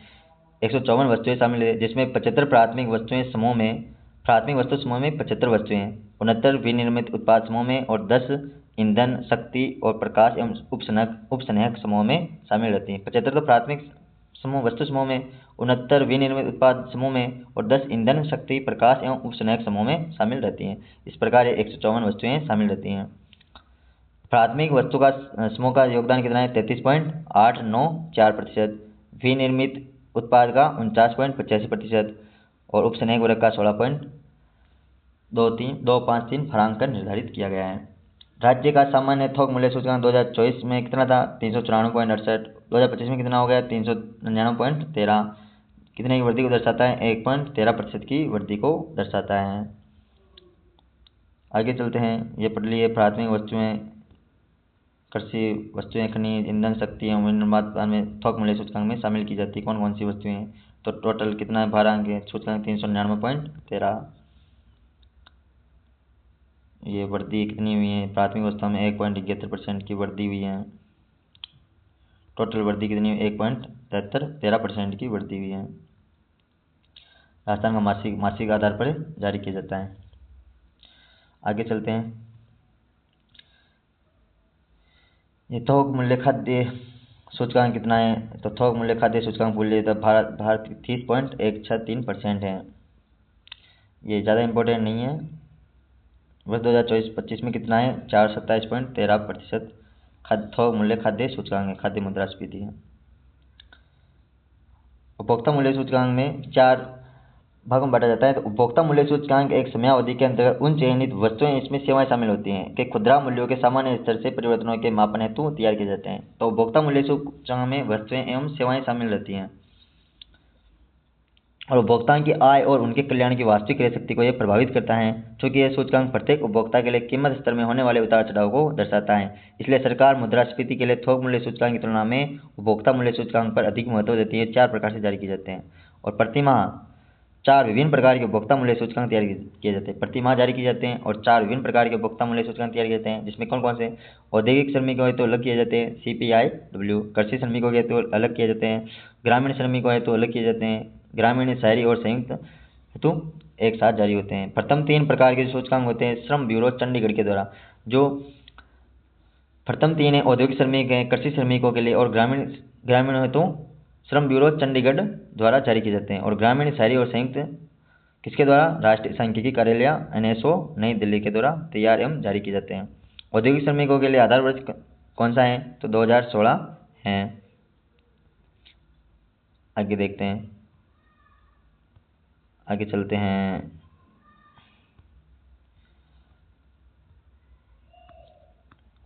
चलो, कृषि श्रमिकों के लिए आधार वर्ष कौन सा है? 1986-87 में आधार मापा जाता है। ये ज़्यादा इंपॉर्टेंट नहीं है, मैंने आगे निकाल रहा हूँ ना, ये मत सोचना आगे निकाल दे सर ने। और ग्रामीण, शहरी और संयुक्त रूप में आधार वर्ष कौन सा लिया जाता है? 2012। कृषि क्षेत्र में 1986-87, औद्योगिक क्षेत्र में 2016। याद रख लेना, है पूछे जाते हैं ये तो। अब राजकोषीय प्रबंधन, वित्तीय स्थिरता सुनिश्चित करना। वर्ष 2024-25 में मुख्य राजकोषीय लक्ष्यों के संदर्भ में स्थित सारांश निम्न है। राजस्व घाटा कितना रहा? वर्ष 2024-25 में 41,950 करोड़ रुपये पढ़ा दिया मैंने। राजकोषीय घाटा कितना रहा? वर्ष 2024-25 के संशोधित अनुमानों में 70,091 करोड़ के स्थान पर वास्तविक राजकोषीय घाटा कितना रहा? 72,420 करोड़ रुपये। ये याद रखना, 72,420 करोड़ रुपये 2024-25 में राजकोषीय घाटा रहा। जो राज्य सकल घरेलू उत्पाद का कितना? 4.26% और विद्युत क्षेत्र के लिए 0.42% एवं पूंजीगत व्ययों के लिए राज्य को विशेष सहायता के अंतर्गत 50 वर्षीय ब्याज मुक्त ऋण हेतु 0.54% अतिरिक्त सहित हैं। ये सारा शामिल है इसमें, इसलिए टोटल ऋण राजकोषीय घाटा हुआ। ये देखो, राजस्व प्राप्ति कितनी है? 2,27,000। आगे देखते हैं, कुल व्यय कितना है? मैंने पढ़ा दिया, ये 3,194। राजस्व इसमें से 2,69,200 रुपये, 200 लाख करोड़ रुपये। और इसमें से उधार एवं अग्रिम कितने हैं? 267। पूंजीगत परिव्यय कितना हुआ? 30,727 करोड़ रुपये। राजस्व घाटा कितना रहा? तो 41,950 करोड़ रुपये। राजकोषीय घाटा कितना रहा? 72,420 करोड़ रुपये। प्राथमिक घाटा भी भूल जाता है, 32,241 करोड़ रुपये। राजकोषीय घाटे का सकल जो GDP है उसका अनुपात कितना है? प्रतिशत कितना है? उसमें 4.26% ऊपर पढ़ लिया है। इसके अलावा कौन है? वेतन एवं मजदूरी में कितने खर्च किए जाएंगे? तो वेतन एवं मजदूरी में कितने खर्च किए? 70,791 करोड़ रुपये। ब्याज भुगतान में 40,119 करोड़ रुपये। ये राजकोषीय देनदारियां, ऋण एवं अन्य दायित्व सम्मिलित थे 6,40,844 करोड़ रुपये। कितनी है ऋण राजकोषीय देनदारियां? 6,40,844। सकल राज्य घरेलू उत्पाद में कितना प्रतिशत है? 37.67% है। ये राजस्व प्राप्तियां देख लेना, ये आंकड़े पढ़ा दिए मैंने सारे, लगभग चैप्टर समाप्त होने की ओर हैं। ये राजस्व व्यय, कुल राजस्व व्यय 2,69,200 रुपये। किसमें? सामान्य सेवाओं में 32.33%, सामाजिक सेवाओं में 42.64%, आर्थिक सेवाओं में कितना योगदान? 25.03% खर्च होंगे। प्राप्तियों की प्रवृत्ति क्या है? वर्ष 2024-25 में राजस्व प्राप्तियों में गत वर्ष की तुलना में कितने की वृद्धि? 11.79% की राजस्व प्राप्तियों में वृद्धि हुई है। और राज्य के स्वयं के कर राजस्व में 9.20% की वृद्धि हुई है। राज्य के जो स्वयं के कर रहते हैं उसमें 9.20% की वृद्धि हुई है। इसके अलावा मुद्रांक एवं पंजीयन में 14.82% की, राज्य उत्पाद शुल्क में 14.21, वाहन कर में 12.98, विद्युत कर शुल्क कर में 12.40% की, राज्य माल सेवा कर में 11.84% की वृद्धि। ये इतने इंपॉर्टेंट याद भी नहीं होती। व्यय की प्रवृत्ति पढ़ा दी मैंने। मजदूरी और वेतन में 35.45% ज़्यादा खर्च होता है, सबसे ज़्यादा। ये पढ़ा दी है मैंने सारी। ये एक चीज़ ये देख लो, राजकोषीय समेकन क्या होता है? तो राजकोषीय समेकन वर्ष 2024-25 में राजकोषीय देनदारियों का राजस्व प्राप्तियों से अनुपात कितना रहा? 282%। वर्ष 2024-25 के अंत में राजकोषीय देनदारियां राज्य के स्वयं के राजस्व को 5.05 गुना रही हैं। वर्ष 2024-25 में राजकोषीय देनदारियां राज्य सकल घरेलू उत्पाद का 37.67% एवं अतिरिक्त ऋण के प्रभाव रहित 35.70% रही हैं। तो देनदारियां कितनी रही हैं? 37.67%। ये 2025-26 के अनुसार ये रही। क्या है ये? स्कीम वार आय व्यय कितना है? 1,32,299 करोड़ रुपये। इतना नहीं है, ये पढ़ा दिए मैंने। टोटल स्कीमों में कितना खर्च किए जाएंगे? 2,45,608 करोड़ रुपये। आगे चलते हैं, होने वाला है चैप्टर। बैंकिंग क्षेत्र पढ़ लिया। बैंकिंग क्षेत्र में ये देखो, सार्वजनिक जो क्षेत्र के बैंक है कितने हैं? 50.36%। क्षेत्रीय ग्रामीण बैंक कितने हैं? 17.75%। और निजी क्षेत्र के बैंक कितने हैं? 25.09%। कितने? 25.09%। निजी क्षेत्र के बैंक, क्षेत्रीय ग्रामीण बैंक 17.75%, सार्वजनिक क्षेत्र के बैंक 50.34%, लघु वित्त बैंक 6.29%। कितने? 6.29%। पेमेंट बैंक कितने? 0.43%। और विदेशी बैंक कितने? राजस्थान में 0.08%। राजस्थान में बैंक शाखाएं प्रतिशत में सितंबर 2025 तक की बात है। आगे चलते हैं, ये इम्पोर्टेंट नहीं है कुछ भी। आगे चलते हैं, आगे क्या क्या है। ये सभी क्लास सभी एग्जाम में महत्वपूर्ण है, इसलिए मैंने हर आंकड़ा पढ़ा दिया है आपको। अब ये मत करना पढ़ाया नहीं, अब ये वही आंकड़े आके मैंने पढ़ा दिए हैं आपको। 277 सकल राज्य महत्वपूर्ण आर्थिक सूचक प्रचलित कीमतों पर कितने हैं? 18.75 लाख करोड़ रुपये। स्तर में 9.81 लाख करोड़ रुपये। शुद्ध राज्य घरेलू उत्पाद 16.85 लाख करोड़ रुपये। शुद्ध राज्य घरेलू उत्पाद स्तर कीमतों पर 8.59 लाख करोड़ रुपये। प्रति व्यक्ति आय प्रचलित कीमतों पर 2,02,349 रुपये। प्रति व्यक्ति स्थिर कीमतों पर 1,03,189 रुपये। सकल स्थायी पूंजी निर्माण कितने हैं? तो 5,02,412 2024-25 के अनुसार है। औद्योगिक उत्पादन सूचकांक 153.29। कृषि उत्पादन सूचकांक 2024-25 में 243.55। कुल खाद्यान्न कितना है वर्तमान में? 2025-26 बजट के अनुसार, बजट क्या आर्थिक समीक्षा के अनुसार 283.98 है। यहाँ पर 283.98 मैट्रिक टन है, लाख मैट्रिक टन। थोक मूल्य सूचकांक आधार वर्ष 1999-2000 है, 1999 से 2000 399.74। उपभोक्ता मूल्य सूचकांक में कौन कौन से जिले शामिल हैं? जयपुर, भीलवाड़ा और अलवर, जिसका 2025-26 में मान कितना है? 130.7, 107.6 और 136.6। आधार वर्ष उपभोक्ता मूल्य सूचकांक में कौन सा लिया जाता है? तो आधार वर्ष 2016। तो जयपुर, भीलवाड़ा और अलवर शामिल हैं इसमें। पहले अजमेर था इसमें शामिल। ये प्रति व्यक्ति आय, सकल राज्य घरेलू उत्पाद एवं प्रति व्यक्ति आय 2004-5, ये सारे आंकड़े दिए हुए हैं। हमने 2025-26 की चाहिए, तो 2025-26 में 1,03,189 स्थायी स्थिर कीमतों पर और 2,02,349 प्रचलित कीमतों पर हैं। सकल राज्य मूल्यवर्धन फसलों में कितना योगदान है इसमें टोटल? तो कृषि क्षेत्र में कितना योगदान? 4 पॉइंट। ये सारे पढ़ा दिए मैंने, यहाँ से पढ़ाए हैं, मान लो ये चीज़ें सारी हो गई पढ़ने। देखते हैं आगे कुछ भी नई पॉइंट हो, की पॉइंट हो। कृषि क्षेत्र ये सारे पढ़ा दिए मैंने। स्थिर मूल्य पर बुनियादी सकल राज्य मूल्यवर्धन का क्षेत्रवार अंशदान भी पढ़ा दिए मैंने। और इसके अलावा स्थिर मूल्य पर सकल राज्य मूल्यवर्धन की वृद्धि दर कितनी रही है वो नहीं पढ़ाई है। फसलों में 5.01% की कमी आई है। पशुपालन में वृद्धि हुई है 5.20% की। वानिकी में 2.67% की वृद्धि। मत्स्य पालन में ये पूछे जाते हैं, मत्स्य पालन में वृद्धि कितनी रही? 2025-20 में 0.87% की। और इधर खनन विनिर्माण क्षेत्र में 7.84% की वृद्धि। विद्युत गैस में सर्वाधिक वृद्धि हुई 9.37% की। ये इतना याद भी नहीं करना, मैंने बता दिया मेन तो पॉइंट। प्रचलित मूल्य पर शुद्ध राज्य मूल्यवर्धन, ये शुद्ध राज्य मूल्यवर्धन बता दिए। कृषि क्षेत्र में कितना है ये वही आंकड़े हैं। सकल स्थायी पूंजी निर्माण कितना है 2024-25? तो 5,02,412। और जिसमें से निजी क्षेत्र में 3,91,722 और सार्वजनिक क्षेत्र में 1,10,689 22.03% और 77 पॉइंट कितना 97% निजी क्षेत्र में। सकल स्थायी पूंजी निर्माण ये चल रहा है। अलग अलग क्षेत्र में कितना हुआ सकल स्थायी पूंजी निर्माण, ये पढ़ लिए पढ़ने। ये सकल घरेलू जिला उत्पाद प्रचलित मूल्य पर कितना है? तो अजमेर की कितना है सकल, तो अलग अलग जिलों के एक अलवर के 1,36,400 है। याद नहीं करने रहते हैं पर भी। सकल घरेलू जिला उत्पाद अनुमान स्थिर मूल्य पर कितना है?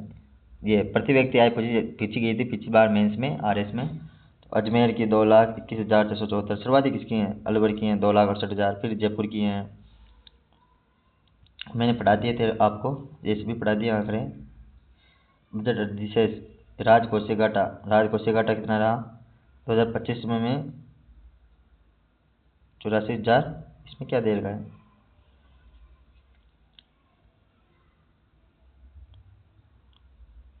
2024-25 में है ना? हाँ, ये पढ़ा दी मैंने ना। बजट प्राप्तियाँ कितनी रही वो पढ़ा दी हैं, इम्पोर्टेंट नहीं है ज़्यादा ये। आगे चलते हैं।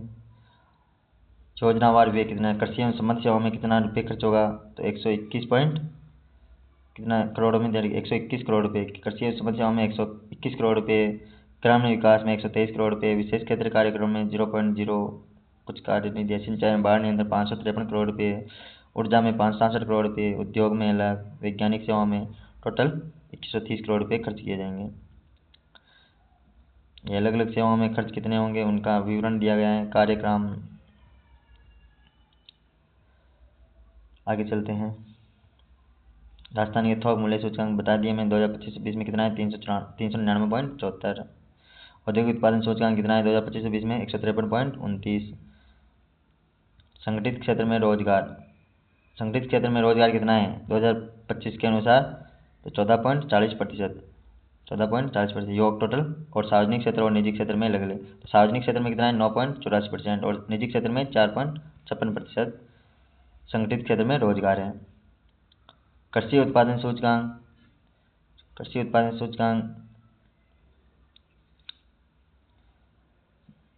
इम्पोर्टेंट नहीं है, तो कृषि उत्पादन सूचकांक ज़्यादा इम्पोर्टेंट। फसलवार उत्पादन, ये फसलवार उत्पादन 2024-25 में कितना हुआ है? अलग अलग फसलों के खरीफ और रबी कुल कितनी हुई है? 418 मैट्रिक टन, 4,437,000। ये इतनी इम्पोर्टेंट नहीं है। फसलवार क्षेत्र उत्पादन, ये सारी चीज़ें दे रही। फसलवार क्षेत्र तिलहन उत्पादन, अलग अलग शुद्ध सिंचित क्षेत्रफल कितना रहा 2024-25 में? ऊर्जा में अधिष्ठापित कितनी क्षमता है 2025-26 के अनुसार? 31,556.43 करोड़ रुपये। राज्य में सड़कों की लंबाई ये पूछी जाती है। तो राष्ट्रीय राजमार्ग 2024-25 में सड़कों की लंबाई कितनी है? 10,790 किलोमीटर। 10,790 किलोमीटर। 17,316 क्या है? राज्य राजमार्ग कितने हैं? तो 17,344 17,316 वर्ग किलोमीटर 17,316 किलोमीटर क्या है राज्य राजमार्ग। इसके अलावा मुख्य जिला सड़कें कितनी हैं? मुख्य जिला सड़कें 18,234 किलोमीटर की हैं। और अन्य जिला सड़कें कितनी हैं? अन्य जिला सड़कें 72,822 किलोमीटर हैं। और ग्रामीण सड़कें कितनी हैं? तो ग्रामीण सड़कें 2,16,144 किलोमीटर हैं। और टोटल कितनी सड़कों की लंबाई होगी 2025-26 तक? 3,35,306 किलोमीटर। 3,35,306 किलोमीटर थी, जो 2023-24 में कितनी थी? 3,17,121 किलोमीटर से बढ़कर 2025-26 में आर्थिक समीक्षा अनुसार 3,35,306 सड़कों की लंबाई हो गई है। और ग्रामीण क्षेत्र की सड़कों कितनी होगी? 2,16,144 किलोमीटर। और अन्य जिला सड़कें कितनी है? 72,822 किलोमीटर। जिला सड़कें कितनी है? 18,234 किलोमीटर। राज्य राजमार्ग कितने हैं? 17,316 किलोमीटर। और राष्ट्रीय राजमार्ग कितने हैं? 10,790 किलोमीटर। आज कर लेना ये मैंने बता दिए पहले कि 2023 में कितने 2023 में 25 तो अशोधित मृत्यु दर है। क्या क्या है? अशोधित जन्म दर, अशोधित मृत्यु दर और शिशु मृत्यु दर भारत और राजस्थान में।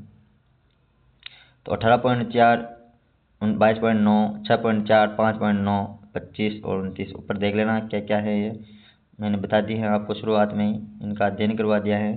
राज्य में साक्षरता दर बता दी है मैंने 2011 में 79.68% पुरुषों की हैं। तो कुल व्यक्ति कितनी है? 67.11%। पुरुषों की कितनी 79.12, महिलाओं की 52.12। और ग्रामीण क्षेत्र में साक्षरता कितनी है 76.16%।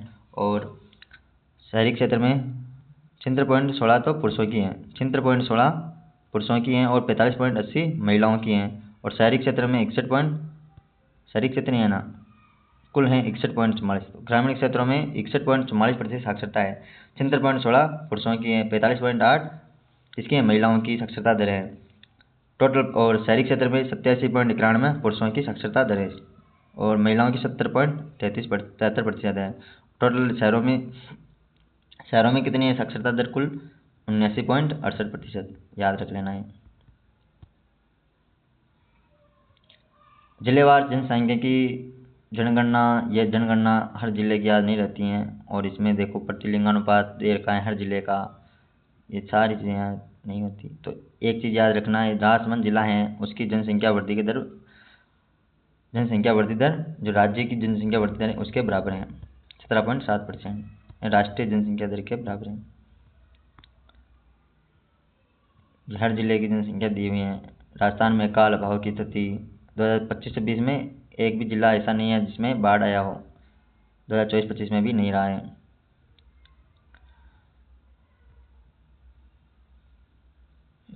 महत्वपूर्ण आर्थिक सूचक साक्षरता दर 2011 के अनुसार राजस्थान की कितनी रही है, तो राजस्थान की 66.1% रही है। भौगोलिक क्षेत्रफल राजस्थान का कितना है, तो 3.42 लाख वर्ग किलोमीटर। क्षेत्रफल कितना है भारत के कुल क्षेत्रफल का 10.41%। राजस्थान की जनसंख्या कितनी है टोटल 5.67%। 2000 और जनसंख्या घनत्व कितना है, प्रति वर्ग किलोमीटर में कितने व्यक्ति निवास करते हैं 200, प्रति जनसंख्या 200। और 24.9% कहाँ पर निवास करती हैं, तो कुल नगरीय जनसंख्या है। और अखिल भारतीय में 32.37%, 100% जनसंख्या 382 जनसंख्या घनत्व हैं, 31.1 शहरों में निवास करती हैं और 73 यहाँ की साक्षरता दर है। ये देख लेना। राजस्थान का जो शिशु मृत्यु दर है कितना है, देखते राजस्थान का साक्षरता क्या रही 29। शिशु मृत्यु दर कितनी है 29, शिशु मृत्यु दर 29 है। और जोतों का औसत हेक्टेयर कितना है 2.73। और प्रति हेक्टेयर खाद का अनुमानित उपभोग कितना किया जाता है 1862.34 किलोग्राम प्रति हेक्टेयर। प्रति व्यक्ति आय राजस्थान की कितनी है 2025-26 के अनुसार है, तो 2,02,000 आनी चाहिए, 2024-25 दे रखे हैं यहाँ पर 2,02,349 आएगी। अखिल भारत के अनुसार भारत में इतनी है। प्रति व्यक्ति उपभोग ये इम्पोर्टेंट नहीं है। समाप्त होती है यहीं पर क्लास। Thank you. क्लास देखते रहे इसी प्रकार, ये क्लास बहुत ही इम्पोर्टेंट है। आने वाले सभी एग्जाम मेरे जितना हो सके उतना पढ़ा दिए हैं। RS पटवार SI सब में के लिए ये महत्वपूर्ण है क्लास, इसलिए देखते रहे क्लास। और अपने दोस्तों को बताएं कि इससे अच्छी क्लास तो मेरे हिसाब से नहीं बन सकती और कोई भी टीचर ऐसे PDF नहीं बना सकता और ऐसे PDF नहीं लाकर पढ़ाएगा। वो डायरेक्ट आकर आपको रटवाएगा बस, क्या होती है आर्थिक समीक्षा, उसमें GF क्या होता है ये बता देगा और आंकड़े रट लो। लेकिन आज मैंने शायद वो सब चीज़ें बता दी जो आपको ज़रूरत थी और आप उनको पढ़ना चाहते थे।